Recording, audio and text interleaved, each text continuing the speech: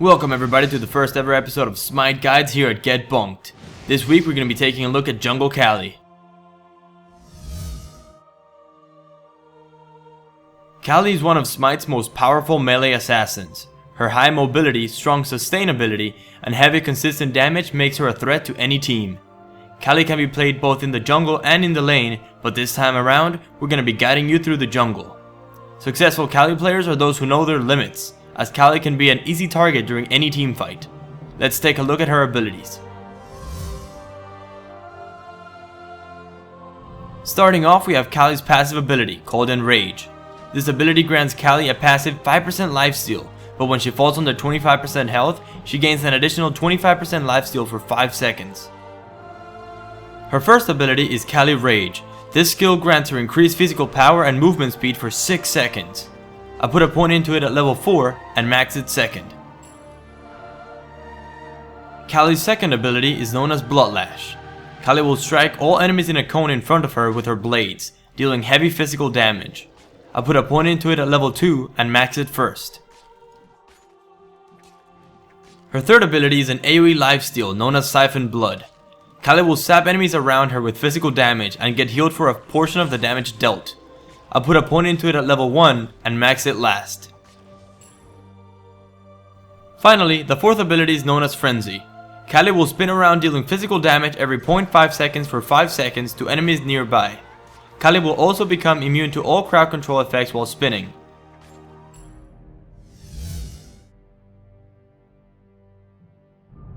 As Jungle Kali, I start out with rank 1 Warrior Tabby, Hand of the Gods, and 5 healing potions.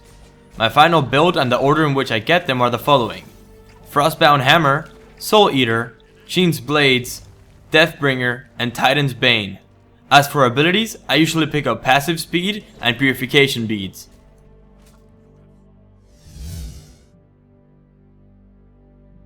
When jungling with Kali, I like starting at the mana camp. Once it spawns, make sure to use Hand of the Gods and activate a healing potion. I drag her outside of the camp for a faster clearing time. I then head on over to the health buff, where I focus the smaller creeps first, and use another healing potion. Make sure to use Siphon Blood while all 3 targets are alive, to receive the most amount of healing.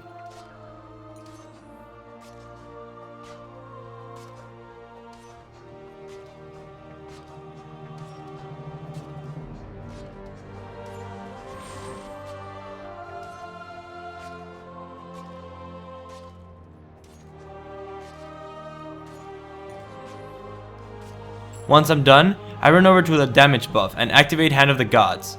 Make sure to use another healing potion in this camp as well.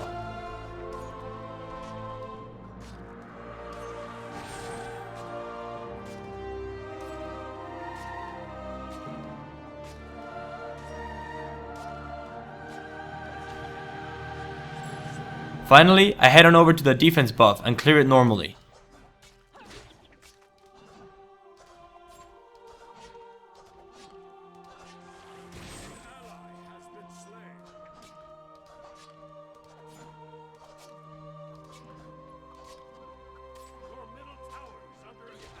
At this point, you can continue to jungle, counter jungle, gank, or go back to the base and buy.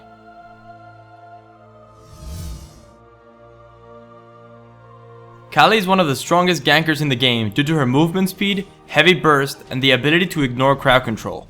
Whenever you're ganking, try to focus on a target with no escape abilities, in this case Artemis.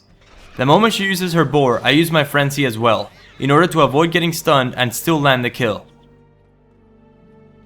Another great way of ganking is by coordinating with your middle lane player.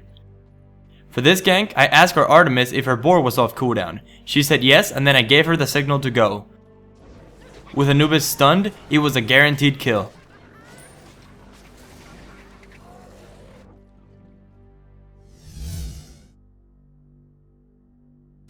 Kali's role in a teamfight is to play the role of an assassin. To do this, you must focus down squishy targets that can deal a lot of damage. Right after doing Fire Giant, a teamfight begins with Sobek launching me into their Bastet. I focus her down first and then switch to Anubis. I use my Frenzy to avoid his cage and the slow. I go back inside to hit Sobek for a couple of seconds until Artemis appears. I quickly switch target and focus her down for an ace.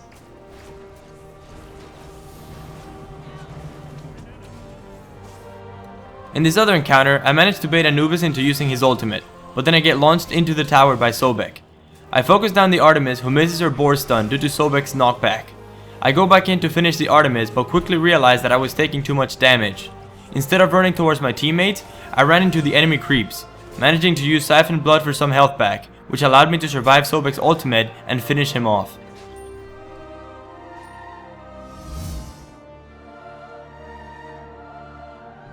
The first counter that comes to mind when playing Kali is Agni.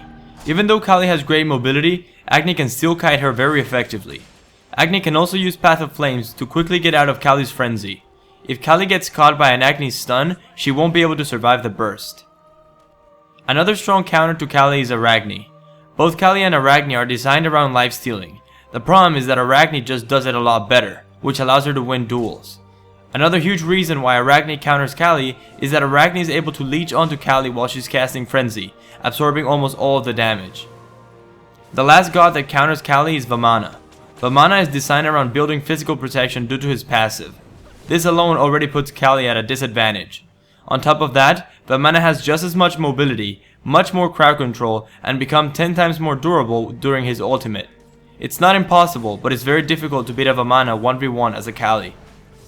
Finally, some items that counter Kali are the Witch Stone and the Hide of the Nemean Lion. The Witch Stone will lower her attack speed drastically, and the Hide of the Nemean Lion will return all physical damage dealt back to her. Thanks for watching, everybody. For all of our Guild Wars 2 followers, thank you so much for the support and all the good times that you have given us. It has been a great ride and you have taught us a lot. But after a lot of thinking, we've decided to move on to Smite. I wish every single one of you the best of luck in your adventures across Tyria.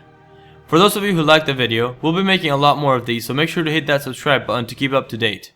I'll see you all in the arena.